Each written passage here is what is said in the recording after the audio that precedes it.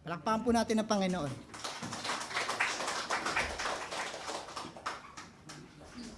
Amen. Praise the Lord. Tayo po ay tumayo at sama-samang magbasa ng ating word for tonight. Ephesians 4, verse 1 to 16. Let us read all together. As a prisoner of the Lord, then I urge you to live a life worthy.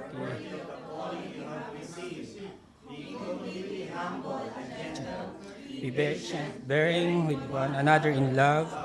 Make every effort to keep the unity of spirit through the bond of peace. There is one body and one spirit, just as you were called to one hope when you were called. One Lord, one faith, one baptism, one God and Father of all, who is all and through all and all. But to each one of us, verse 7, has been given as Christ apportioned it. When he ascended on high, he took many captives and gave gifts to his people. Ascended to the lower earthly regions. He who descended is the very one who ascended higher than all the heavens, in order to fill the whole universe. So Christ himself gave the apostles, the prophets, the evangelists, the pastors, teachers to equip his people for works of service, so that the body of Christ may be built up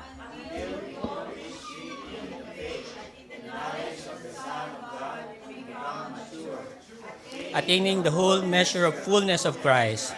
Verse 14, then we will be no longer be infants, tossed back and forth by the waves and blown here and there by every wind of teaching and by the cunning and craftiness of people in their deceitful scheming. Instead, speaking the truth in love, we will grow to become, in every respect, the mature body of Him who is the head, that is Christ. From Him the whole body joined and held together by every supporting ligament grows and builds itself up as each part does it work. Amen. Manalangin po tayo. Panginoon, marami pong salamat, O Diyos, sa oras na ito, in this moment, in this place, O Lord. I pray sa amin na magkaroon po kami ng receptive heart, receptive mind to understand your word, O Lord. Gamitin mo po, Panginoon, ako sa ikatataas ng iyong pangalan lamang. Maintindihan po namin ang iyong salita, Panginoon. I pray for each individual na maitanim po sa kanilang mga puso ang mensaheng aming maririnig. Napakahalaga po ng aming maririnig ngayon about unity and maturity in the body of Christ. So Lord, I pray this will help us grow to become mature and united in the body of Christ, O Lord. Salamat po, Panginoon, sa oras na ito. Gamitin mo, Panginoon, ako sa ikatataas na iyong pangalan lamang. Bigyan mo po ako ng karunungan at maayos na pagsasalita. Boldness to speak your word, O Lord.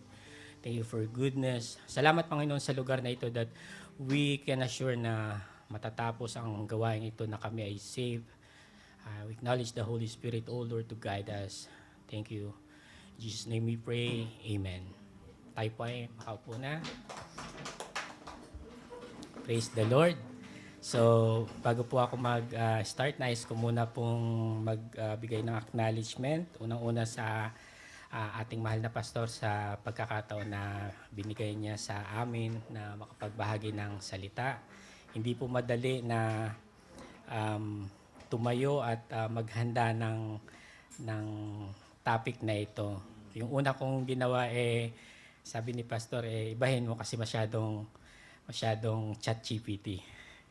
So iniba ko at nagpray ako sa Panginoon para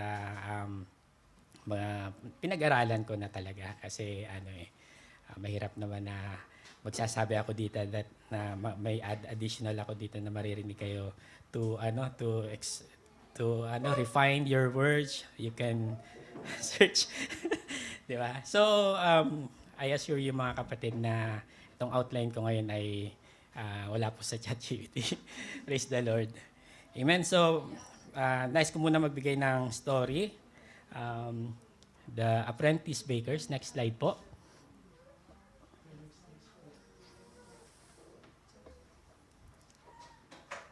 Yan, okay. The apprentice bakers. In a bustling bakery, the master baker oversaw a team of apprentices, mga student or mga nag-aaral na mag-bake. Some were very new, still mixing flour with their hands, easily distracted by the tantalizing smell of the fresh bread, or prone to adding too much yeast. Just to see what happens, their loaves were often loop-sided, sometimes too dense, sometimes collapsing. When a new recipe was introduced by a passing peddler promising a super fast, no need, guaranteed delicious bread, the younger apprentice would excitedly abandon their tried and true methods only to produce inedible gummy messes. They were easily tossed to and fro by every new baking fad.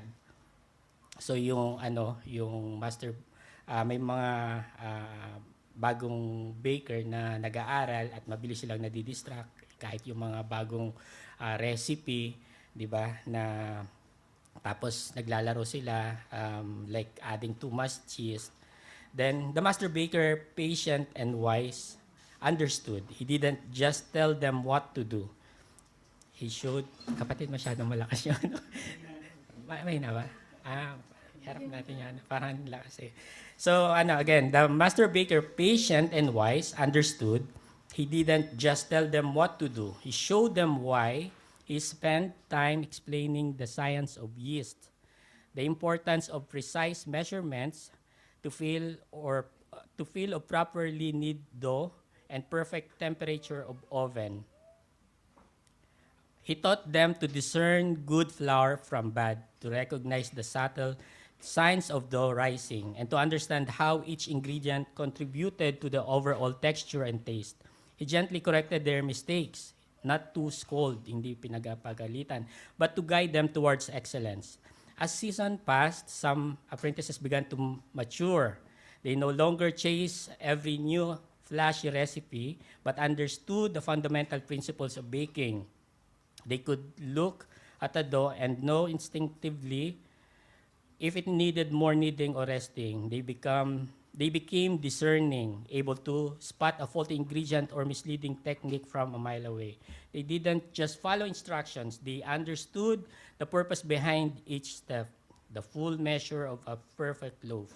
They began to correct younger apprentices with kindness, speaking the truth in love about why a certain step was crucial. Their loaves became consistent, beautiful, and truly nourishing, contributing reliably to the baker's reputation. Ang ganda po nung story, 'di ba, na yung master baker, may mga apprentices siya at nag-aaral. At kahit naman sino sa simula na nag-aaral, hindi naman talaga kaagad makukuha. Pero the good thing is yung master baker, which is patient and wise, na naintindihan niya at tinuruan niya. Kasi kung naalala ko po nung nagtrabaho din ako sa bakery, may precise measurement talaga. Yung precise na init ng oven.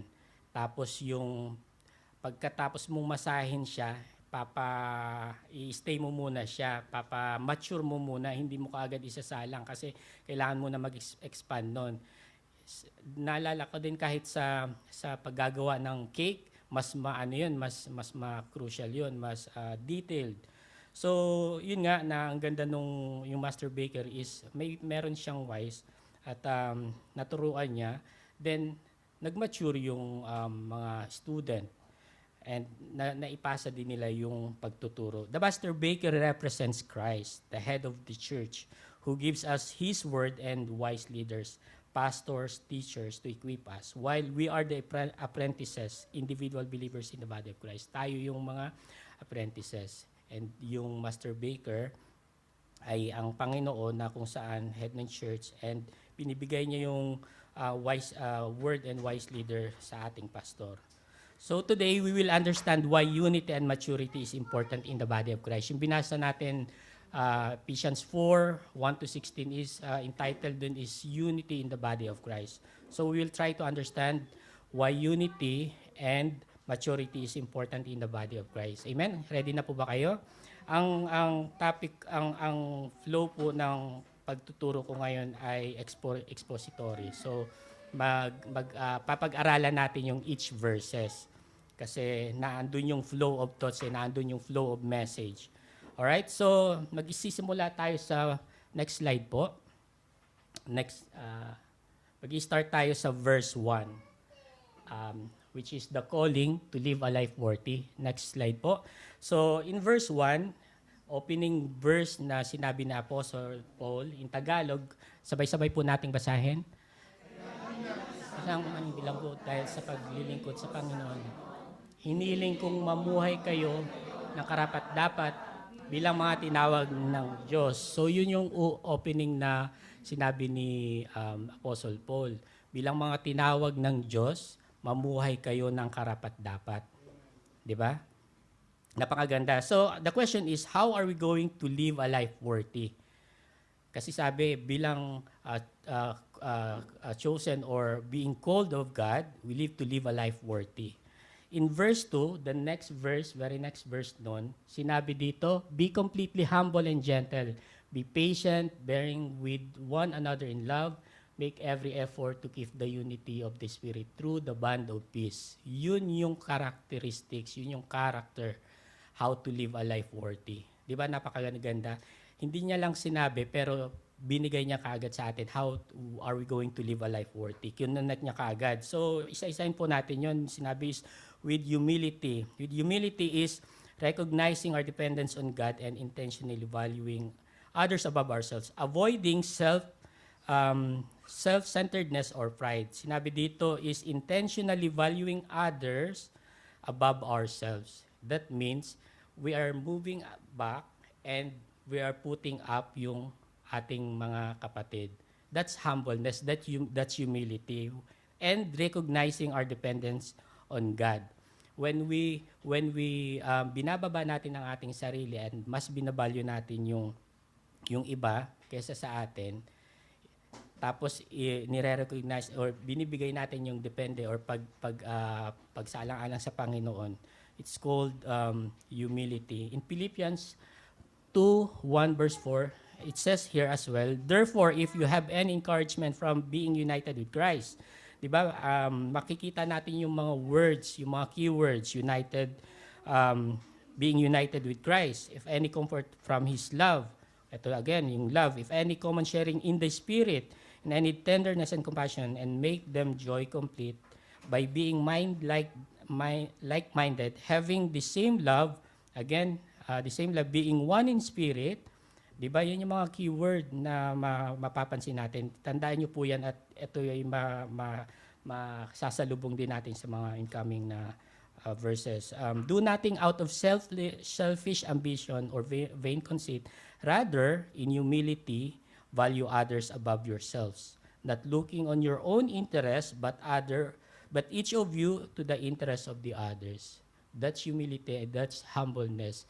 You are valuing others.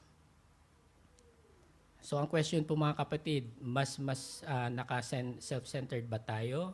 Or are we valuing or are we putting our brothers and sisters above us? Hindi tayo si Jollibee, hindi tayo ang bida. Yung kapwa natin, di ba?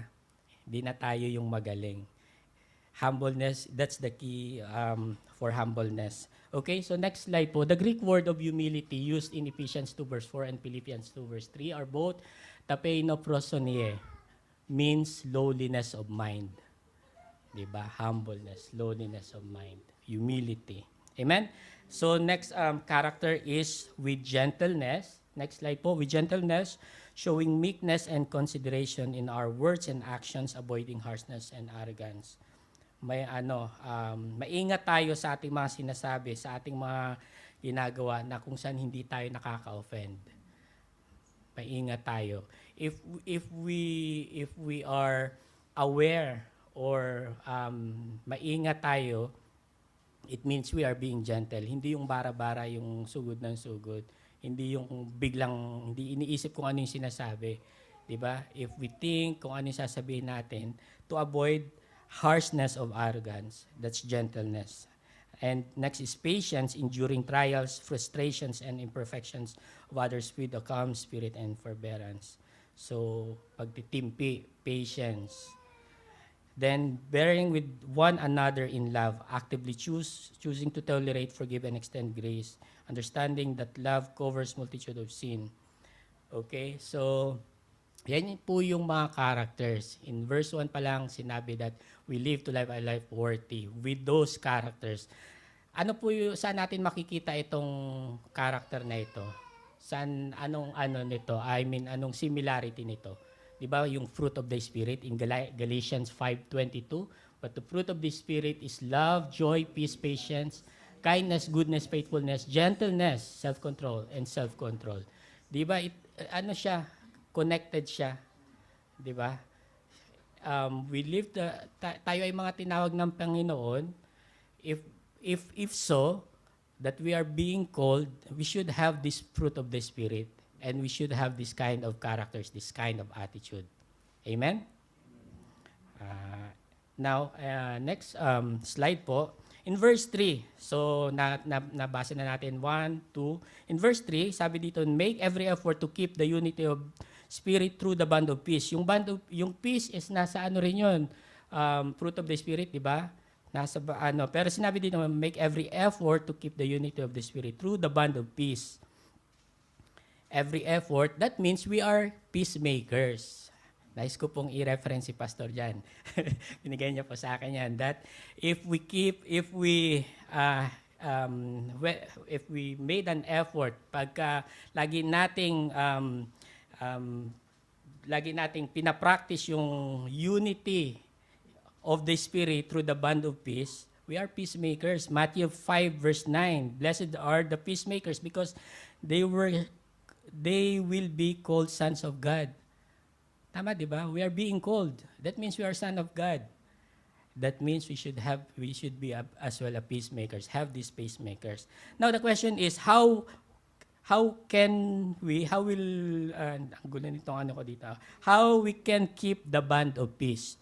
Sabi kasi, di ba, keep the unity of spirit through the bond of peace. Paano natin gagawin yon? How are we going to keep the bond of peace? Then again, next verse na tayo. Verse 4 na. Our foundation, united in the body of Christ. Verse 4 to 5. Let's read verse 4. There is one body and one spirit, just as you were called to one hope when you were called. One Lord, one faith, one baptism, one God and Father of all, who is over all and through all and all. Diba? Napakaganda. Sabi in previous verse, make every effort to keep the unity of Spirit. Ito yung unity of Spirit, mga kapatid. One body, one spirit, one hope. Sa isang simbahan, nung bago akong Kristiyano, akala ko dapat pag united is pakasimahan natin, 'di ba?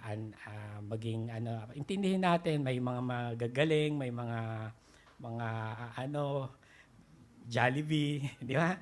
May mga ganon. So, pakasamahan natin. Pero hindi ganon, kapatid, ang right way of maintaining the unity of spirit. Again, binigay na rin dito ni Apostle Paul. We have one body. If we are Christian, understand this, brothers and sisters. Being a Christian, we have one body means we are all members of the single universal church, the body of Christ. Di ba? Nasa isa tayong katawan ni Kristo. We are one body, and that's the body of Christ. The head is Jesus Christ. One Spirit, the Holy Spirit indwells in every believer. When we accept Jesus Christ as our Lord and Savior, the Holy Spirit indwells in us.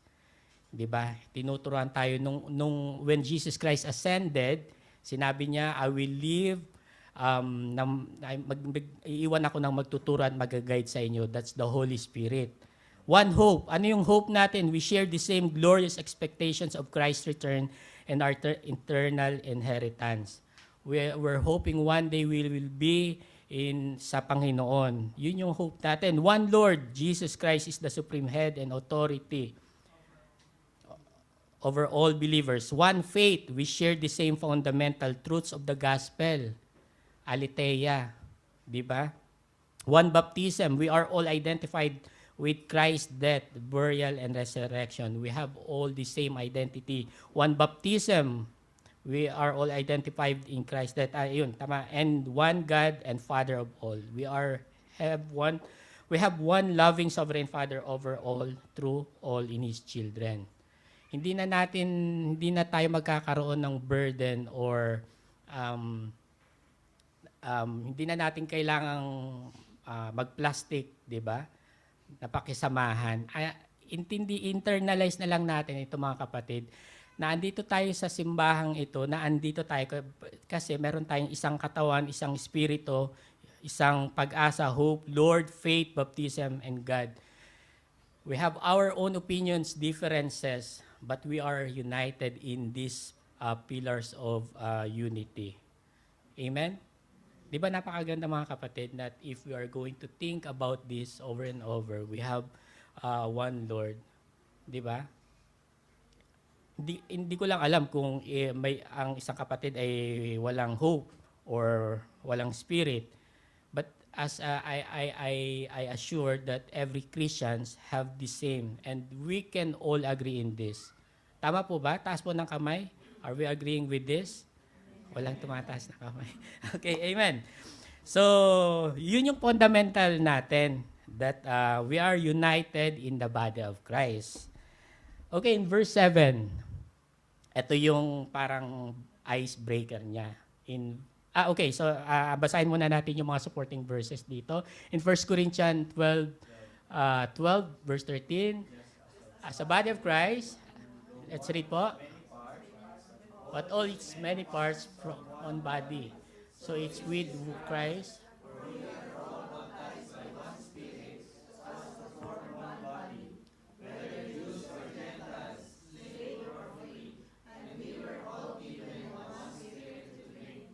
Even so, the body is not made up of one.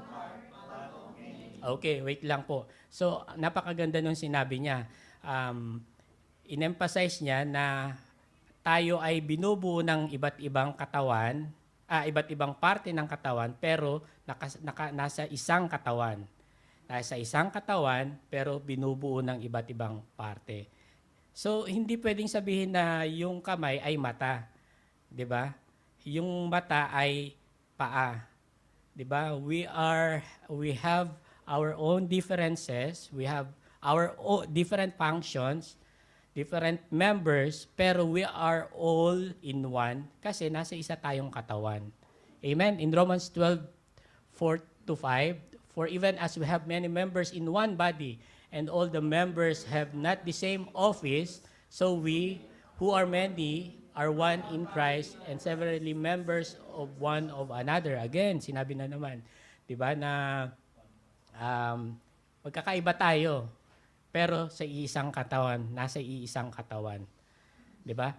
Galatians 3:26-28. So in Christ Jesus, you are all children of God through faith. For all of you who were baptized into Christ have clothed yourself with Christ. There's neither Jew and Gentile, neither slave nor free, nor is there male and female. You are all one in Christ Jesus. Amen. Naalala ko yung preaching ni kapatid na Anthony, yung Jew and Gentile, 'di ba, na nasa book din po ng Ephesians yan. That first the salvation is given to Jew, then given as well to the Gentiles.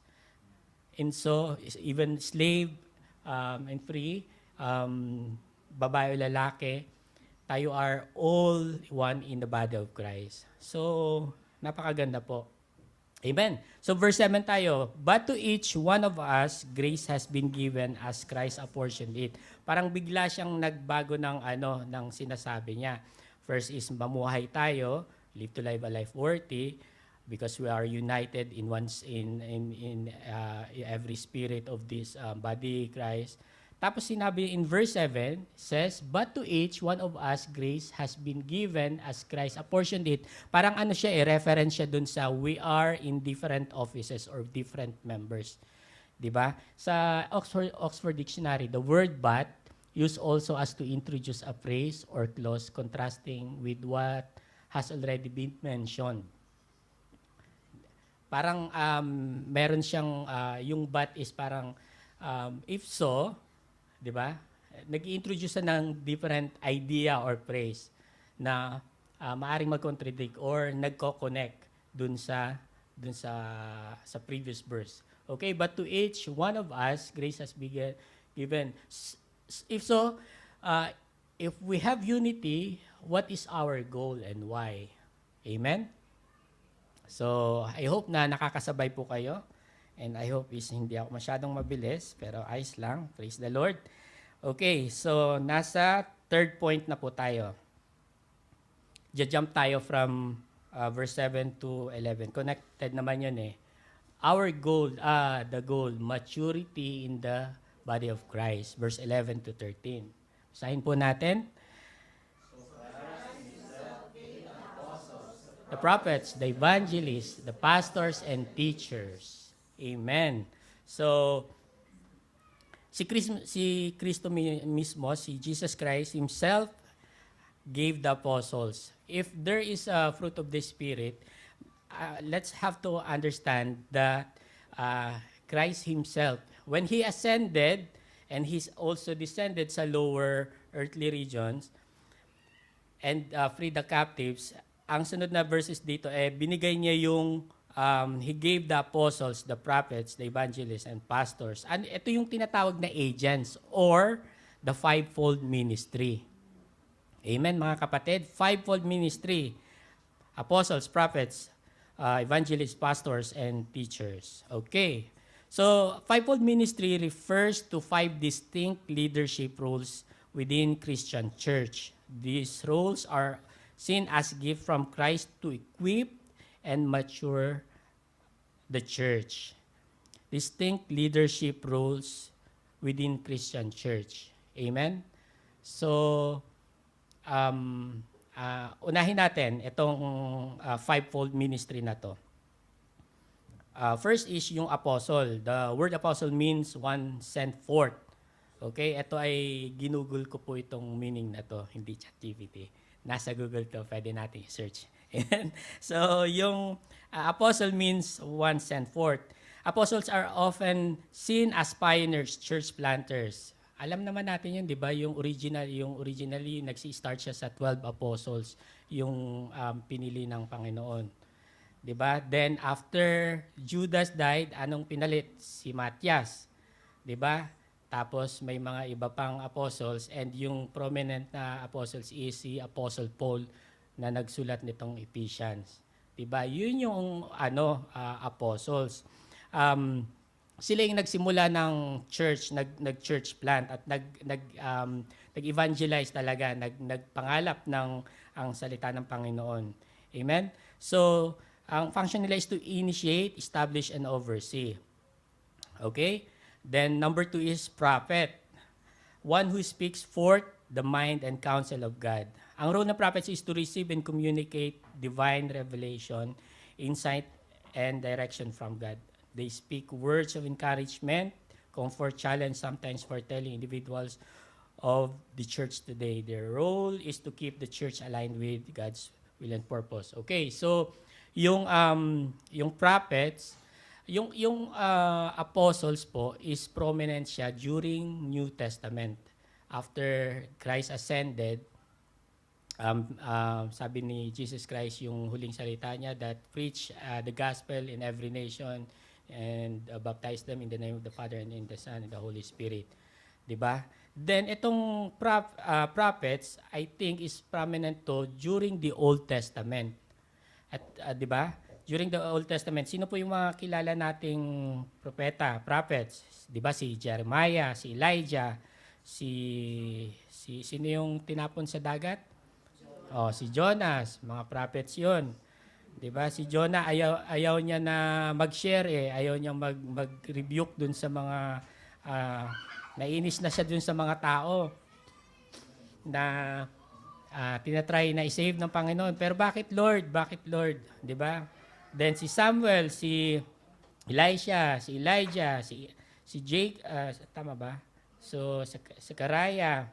So yan sila yung mga prominent or mga kilalang propeta, which is they existed during the Old Testament. Mas makikita natin sila sa Old Testament.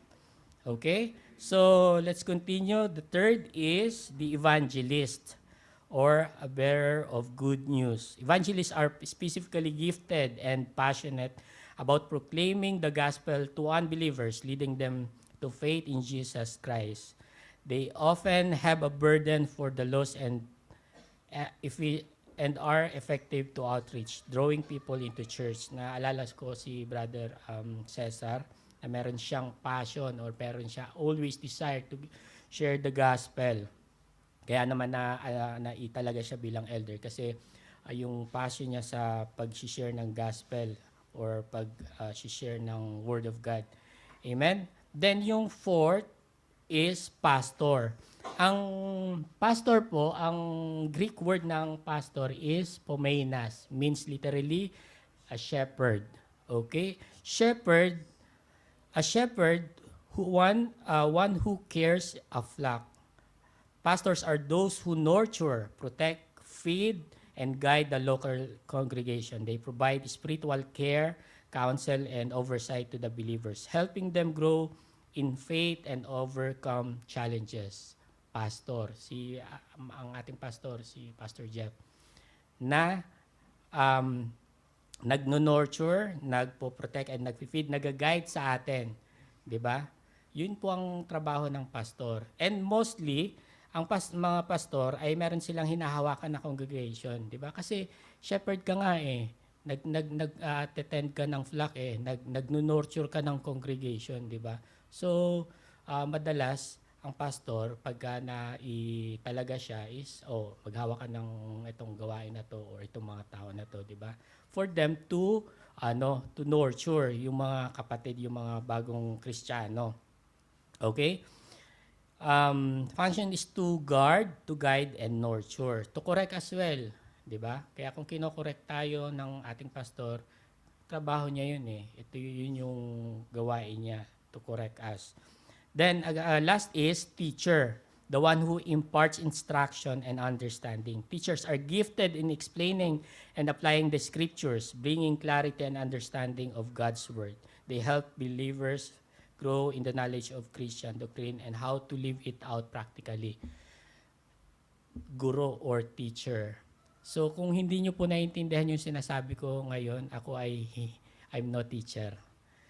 But I pray to the Lord na turuan niya pa ako na makapag-deliver ng right wordings or right explanation. Mahirap po magsalita.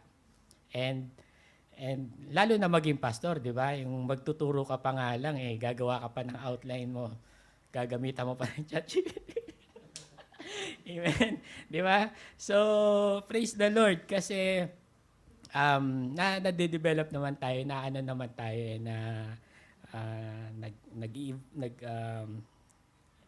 nag-evolve.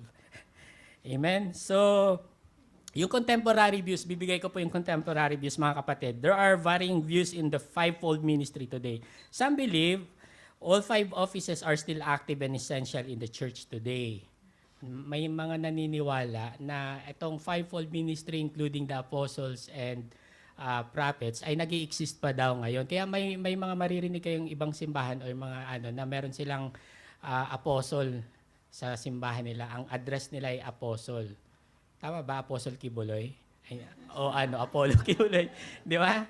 Di ba? May mga apostle pa sila sa sa simbahan nila. Tapos meron din silang propeta.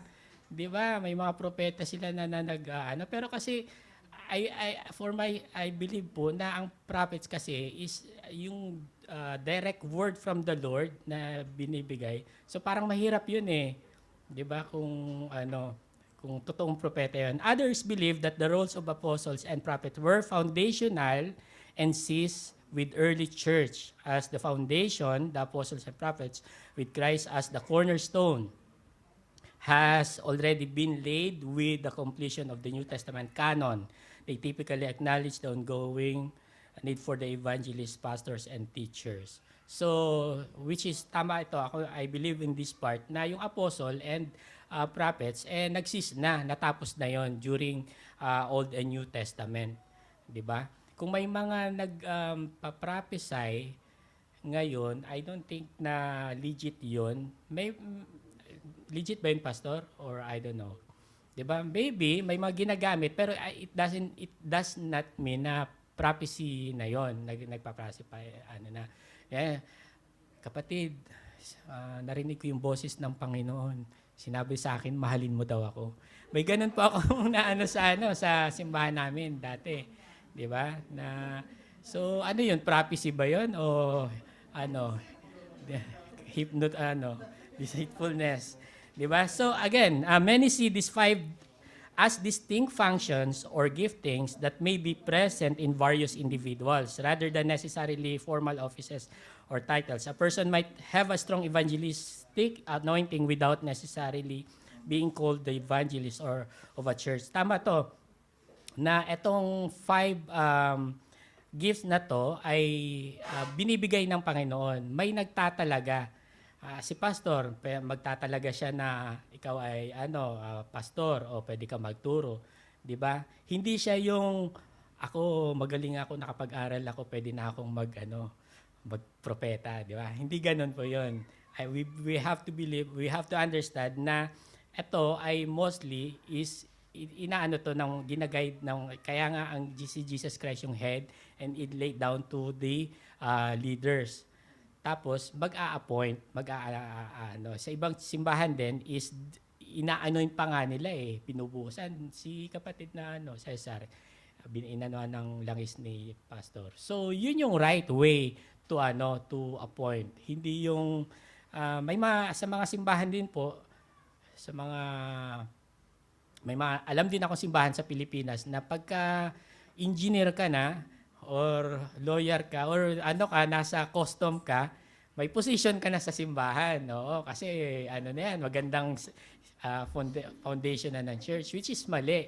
Mabilis na nasisira or nabubuwag ang simbahan. Pag ganun po ang right na establishment. Number 2 na tayo. Part B na tayo. Yung purpose ng purpose of fivefold ministry. Ano yung purpose ng fivefold ministry? Again, i-recap ko po kayo na I believe or mostly doon tayo sa tatlo: evangelist, pastors and or shepherd and teachers. Okay? Ano yung purpose ng tatlo na yon? For the work of service. Work of service of what? Sila ba yung gagawa ng ng magpapaawit?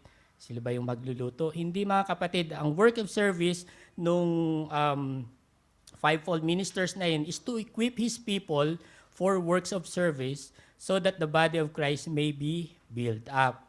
Verse 12, di ba? To equip His people, tatlo po yan.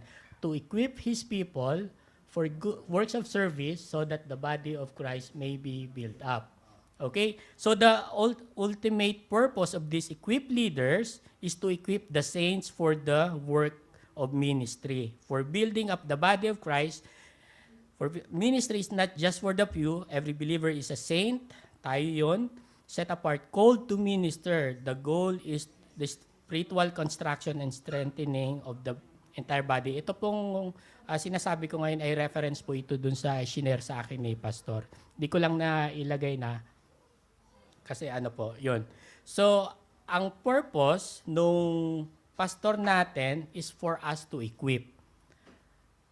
Equip to what? To do the ministry. So, yung pagpapastor at pagtiteacher ay hindi lang yun yung ministry, pero maraming part ng ministry. So, i-equip tayo ni pastor para gawin natin yung ministry natin. Hindi tayo maupo at makinig. Inside the church, we have ministries. Okay? So next slide po, makita nyo itong ginawa kong image. Yung root is Jesus Christ. The body is the fivefold ministers, si pastor, or mga elders. Then, we have works of service. Ano yung works of service na nakikita natin? Evangelism, outreach, intercession or prayers, discipleship, teaching, worship. We have women's, we have youth, we have kids. All this ministry, mga kapatid. So, tingnan po natin ng mabuti at pag-isipan natin na, Lord, we have to have desire. We have to desire na magkaroon tayo ng works of service ministry. Amen? And maraming salamat po sa mga kapatid na they are coming and helping before and after ng church na nagtumutulong. Which is napakaganda, makikita mo yung pagkatapos ng gawain natin, sama-samang gumagawa, naglilipid na upuan, naghahanda ng pagkain. Yun yung works of service. Which is na-equip tayo ng pastor natin, 'di ba? Napakaganda nung function na 'yon. So yun nga, the saints do the work of ministry. Ministry is not a stage. Hindi po ito yung ministry. 'Di ba? Meron tayong ministry sa likod, yung cook, pagluluto, sa paglilinis. 'Di ba? Yun po yung hindi yung stage yung makikita ka sa harapan na tumutugtog, galing-galing mo na 'di ba? May pa ano pa. Hindi po yun mga Ministry is a life laid down. Life laid down. Hindi yung pagdating kakanta tapos uuwi. 'Di ba? It's a life laid down. It's a continuous work. Amen po. So, for what? So the body of Christ may be built up. Building up. Napakaganda nga ng, again, itong simbahan natin that we are building up. Hindi man sa numbers, kasi maliit lang yung natin for the last 6 years na andito tayo sa four corner ng kwarto na ito. Dapat marami na tayo Pero ito pa lang yung binigay na lugar sa atin ng Panginoon. Pero sa totoo lang, dumarami naman tayo Pero I believe now we are growing up sa sa ministry natin at sa spiritual. This is how the church grow in depth and in strength, not just number. Lumalalim ang simbahan, lumalago ang simbahan. 'Di ba? Kung hindi po kayo satisfied or convinced, pwede nyo pong sabihin kay Brother Cesar, elder natin. Kapatid, hindi ako convinced na lumalago ang simbahan. Amen? Pero I believe po na malago ang simbahan natin. And we continue na nag-grow. The goal of fivefold ministry is not attention, it's transformation. 'Di ba? Maganda rin yun na nag-join tayo sa ibang mga simbahan sa WPCI or we are part of the WPCI na nakakakita natin ng Pero first is sa ating simbahan, transformation. When fivefold is in place, people don't stay spiritual infants. Okay, so yun nga po, ang purpose ng ating pastor is to equip us and for us to do the work of service para to build up. Amen? So, last part na po tayo. Ayan, C. Ang ultimate goal natin is fullness in Christ. Amen? Verse 13, until we are all reach unity in the faith and in the knowledge of the Son of God and became mature, attaining to the whole measure of the fullness of Christ. Yun yung ultimate goal natin, becoming mature and attaining. Paano maturity yun? Yung attaining the whole measure of the fullness of Christ. Amen? So, hindi pa naman talaga totally na mature na tayo. Hindi pa tayo totally. Nagmamature tayo. Diba, sabi nga sa akin ni Pastor nung ginagawa ko to na we have to ma-emphasize sa inyo na wala pang mature totally.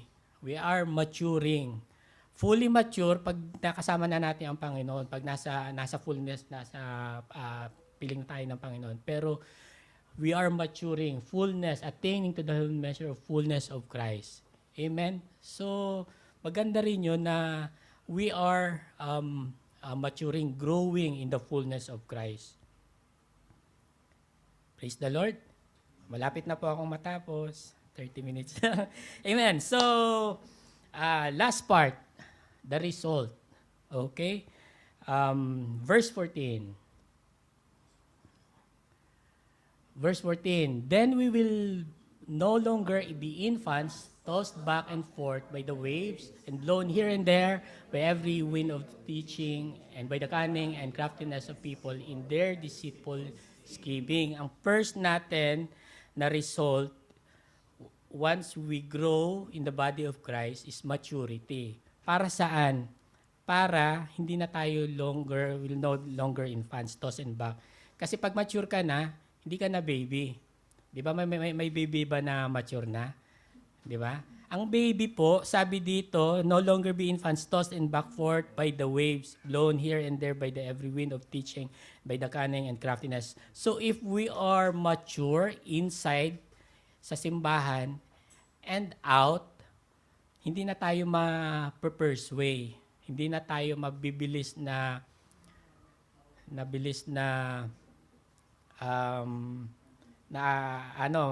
magtatampo, hindi na tayo mabilis na ma-offend, 'di ba? Hindi na rin tayo mabilis na madidisit. Katulad nga ng story natin kanina na maraming mga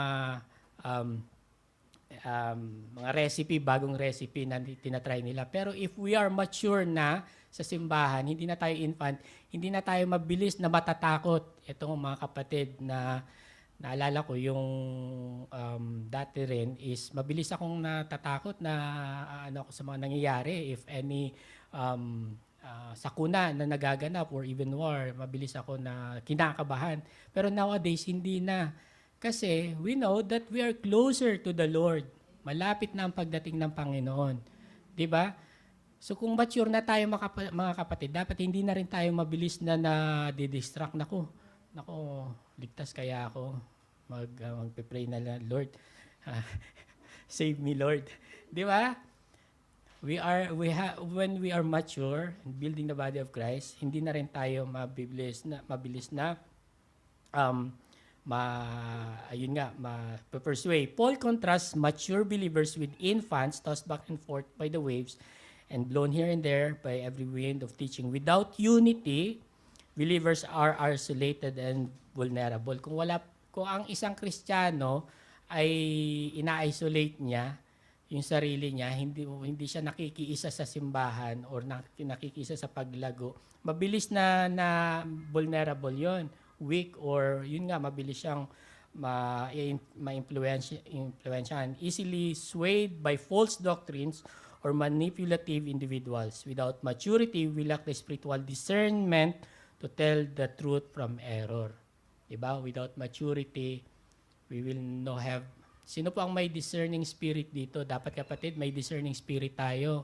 As a mature Christian, we have to have a discerning spirit to understand kung ito bang katuruan na to. Diba? Kasi biblical na one day makaka-receive tayo na naandito na si Kristo. Diba? Or ang kaligtasan ay naandito sa simbahang ito. Diba? Kahit dati pa, naririnig na natin yan. Pero if we are mature Christian, we will discern what is right and what is wrong. Diba? Test every spirit. Amen? So, ang ultimate goal natin is maturity. Avoiding immaturity and deception. Alright? So, letter B, speaking the truth in love. Na hindi na tayo madidisit, maloloko. Ngayon is, we can now speak the truth in love. Instead, verse 15, speaking the truth in love, we will grow to become in every aspect the mature body of Him who is the head, that is Christ. Verse 16, from Him the whole body, joined and held together by every supporting ligament, grows and builds itself up in love as each part does its work. Amen. So if we are mature Christian, we can speak now the truth. Alam na natin yung right gospel. We can share God's word honestly and accurately with love. 'Di ba? Napakaganda, 'di ba? That we speaking in the truth, which is the right doctrine. Ano ba yung right doctrine? To share the truth, to share Jesus Christ for our salvation, di ba? Paano natin ma-share yung gospel? Dapat malaman muna ng tao na nagkasala siya. Hindi dahil for God so loved the world, pero also the person should know para saan ba yung salvation? Dahil mahal ako ni Kristo? Hindi.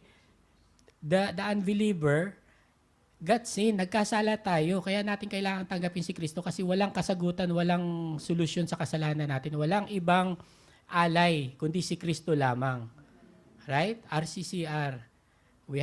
People have to understand that the Lord loved us, but we also have sinned. 'Di ba? Kung ang kahit sino, kahit mahal ka, kailangan mo pa rin bayaran yung kasalanan mo. 'Di ba? Yun yung right doctrine, yun yung right gospel. Yun yung foundation ng simbahan natin. Napakaganda, 'di ba mga kapatid? Truth, speak the truth in love. Speak the truth in love. Amen? So, in love is communicating with compassion, kindness, and genuine desire for the person's well-being. So, babalik again yan doon sa verse 1, yung character. Amen? Have any question po? Parang BS. Praise the Lord. So, yun po. Conclusion ko is why are unity and maturity important in the body of Christ?